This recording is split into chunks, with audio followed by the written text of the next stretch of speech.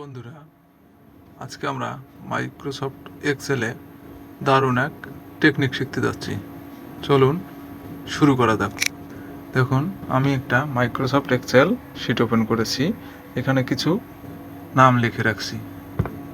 এই নামের সাথে এখানে কার্সার রাখলে ছবি ভাসবে, কীভাবে সেটাই দেখানো হবে। চলুন শুরু করা যাক।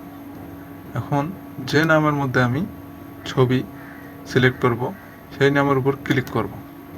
ক্লিক করার পর উপরে যাব রিভিউ অপশনে। ভালো করে দেখুন, রিভিউ রিভিউ রিভিউ থেকে নিউ কমেন্ট। ভালো করে দেখুন, নিউ কমেন্ট।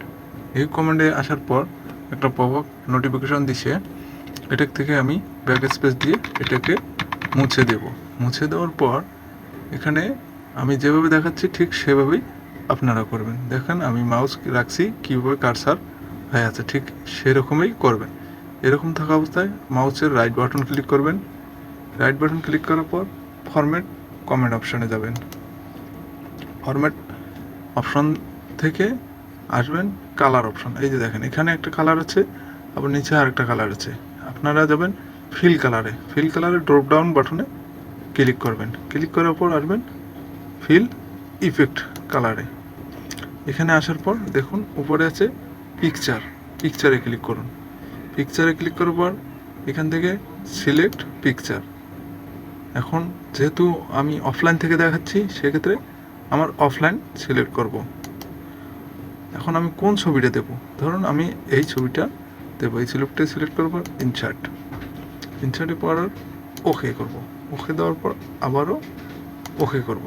এখন আমার প্রয়োজন অনুযায়ী ছবিটা আমরা ঠিক করে নেব। এখান থেকে ছোট বড় করে নেব। আপনার যেমন প্রয়োজন সেভাবেই করে নেবেন। দেখুন ছবিটা আমি ঠিক করে নিলাম।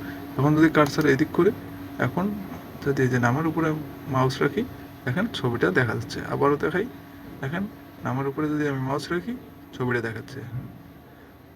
এভাবে নিত্য নতুন ভিডিও পাওয়ার জন্য অবশ্যই লাইক, কমেন্ট এবং শেয়ার করুন।